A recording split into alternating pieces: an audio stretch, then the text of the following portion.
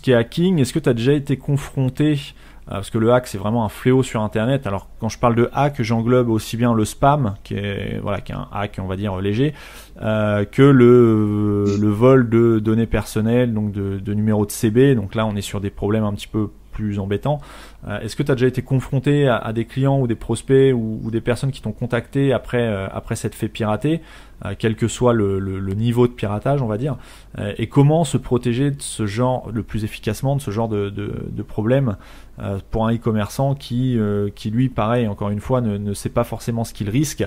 Par contre une fois qu'un hacker s'est introduit sur un site et a fait sortir des dizaines de CB, c'est problématique déjà pour les utilisateurs, mais ça peut être problématique aussi pour les e-commerçants contre lesquels les utilisateurs peuvent se retourner. Est-ce que déjà tu as été confronté à ce genre de problème, de sites piratés, et comment s'en protéger selon toi? Alors oui, ça m'est arrivé. Hein. J'ai eu des clients qui spam sur PrestaShop il n'y a pas si longtemps que ça d'ailleurs. Il y a eu une grosse vague de spam. Donc, oui, c'est des Chinois, souvent. Ouais, Chinois, Russes, c'était les qq.com, 123.com, machin.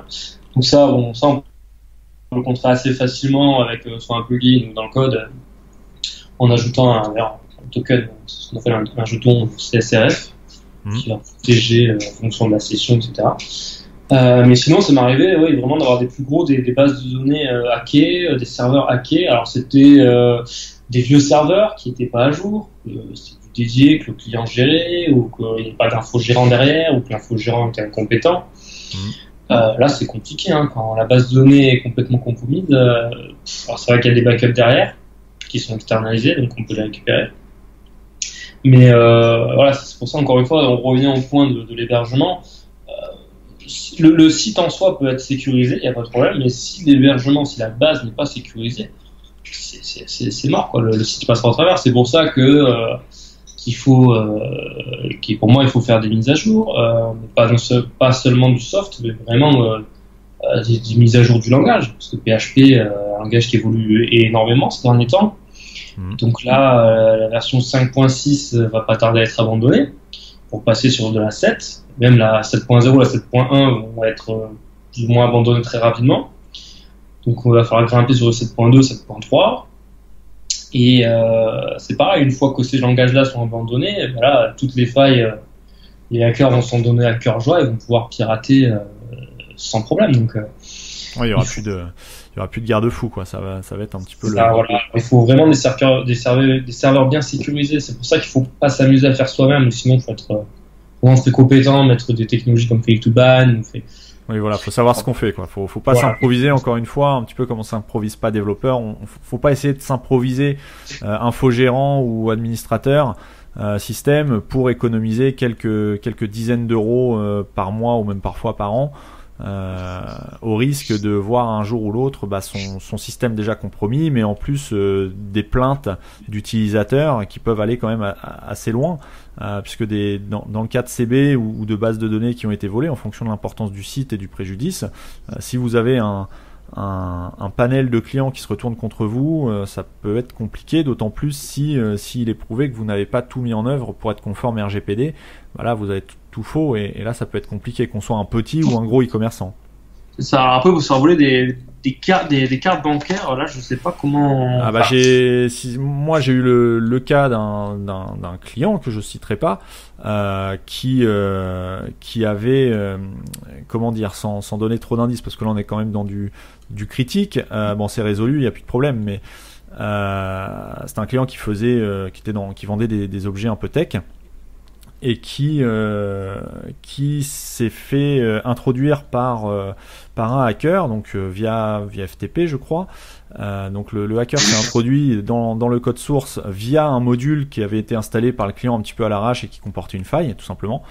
Il avait installé tout un système de console. Il avait tout simplement remplacé la page de paiement, et on s'en est rendu compte, enfin le e-commerçant s'en est rendu compte tout simplement parce qu'il recevait des mails d'erreur de paiement, et en allant vérifier sa page de paiement, il s'est retrouvé face à face avec une page de paiement, alors je sais plus exactement les banques, mais Crédit Mutuel, alors que lui était à la Société Générale. Et donc tout simplement, quand l'utilisateur allait pour rentrer ses numéros de CB, c'était un faux formulaire qui envoyait directement les numéros de CB aux hackers. Donc là, c'était un peu problématique. Au niveau du préjudice, valait mieux pas être dans les utilisateurs qui ont rentré leur numéro de CB, parce que là, je sais pas ce que ça a été, ce que ça a donné par la suite, mais voilà comment on peut se retrouver avec un vol de CB. C'est pas au niveau de la banque, de l'interface de paiement, c'est bien avant, c'est au niveau du site lui-même. Si le hacker arrive à modifier la page de paiement, il recrée, c'est du phishing, hein, tout simplement, il recrée une fausse page de paiement qui ressemble à celle officielle de votre banque, et donc les numéros de CB ne sont pas envoyés à la banque, mais sont envoyés directement au hacker. Et ça, pour mettre la main dessus, c'est pas forcément évident, si ce n'est que au bout d'un moment, on voit que le e-commerçant ne fait plus de ventes, et donc il commence à se poser des questions. Mais sinon, c'est totalement transparent. Il peut se passer quelques jours avant qu'on s'en aperçoive. C'est vrai. Et je trouve que d'ailleurs là-dessus, il y a quelque chose qui est assez problématique, c'est que les gens, qu'est-ce qu'ils ont dans leur habitude, c'est que maintenant les gens sont habitués à acheter sur Internet, il n'y a pas de souci.